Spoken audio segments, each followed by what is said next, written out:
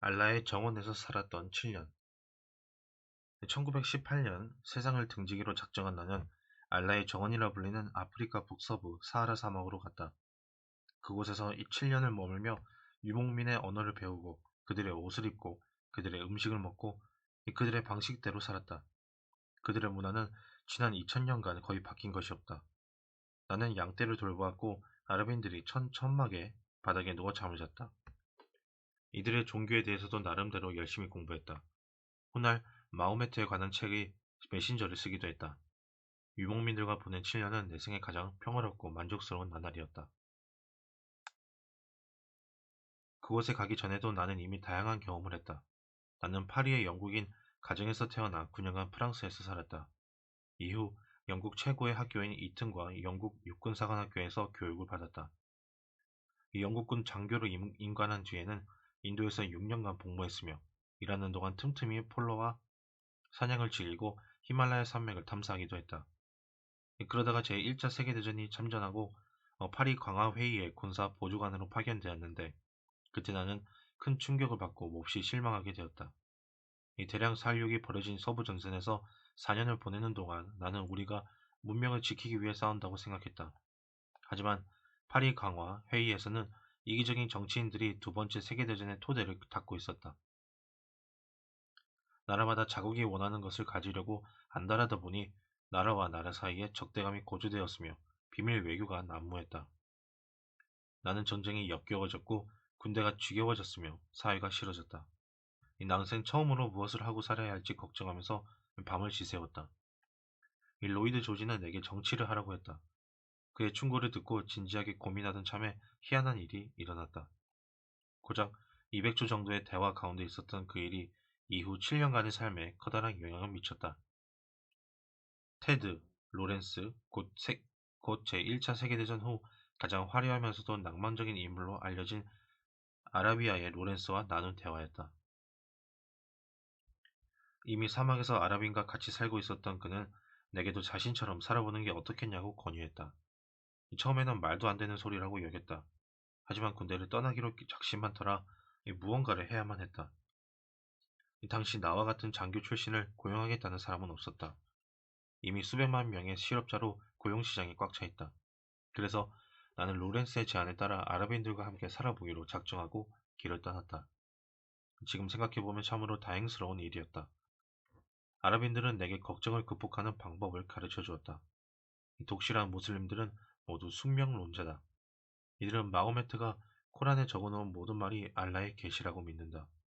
코란에서 신은 너와 너의 모든 행동을 만들었다 라고 하면 그 말을 곧이곧대로 수긍한다.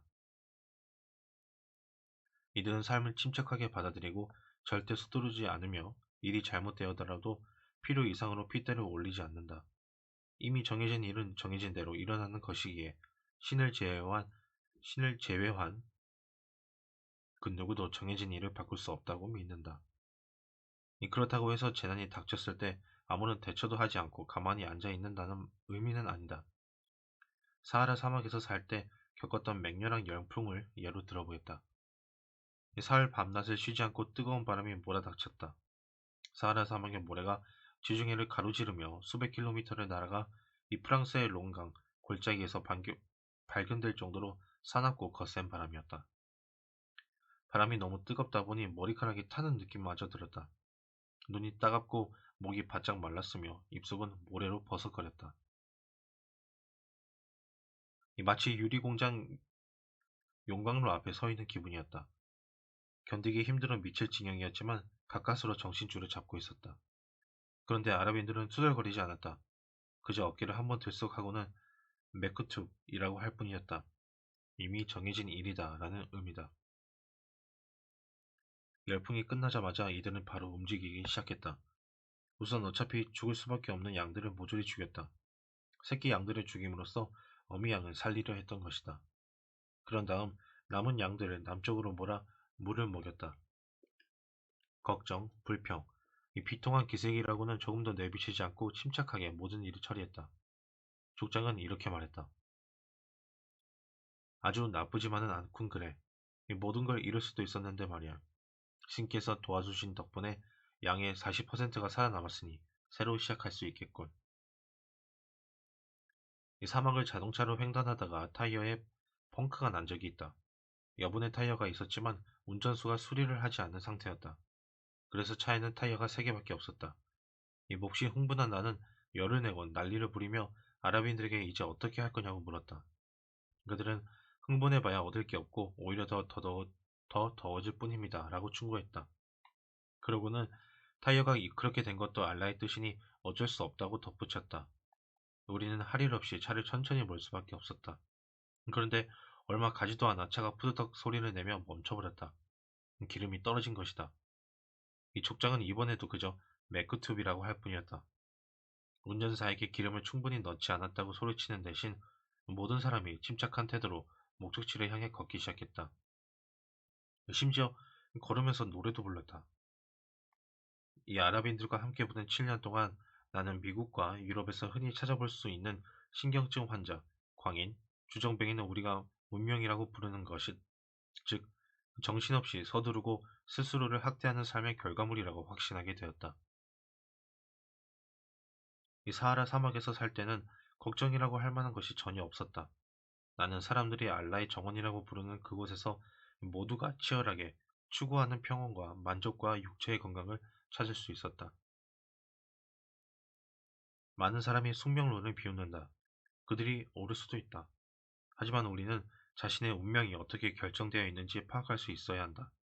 예를 들어, 내가 1919년 8월의 어느 뜨거운 오후에 3분 동안 아라비아의 로렌스와 대화를 나누지 않았더라면 내 삶은 완전히 다르게 흘러갔을 것이다.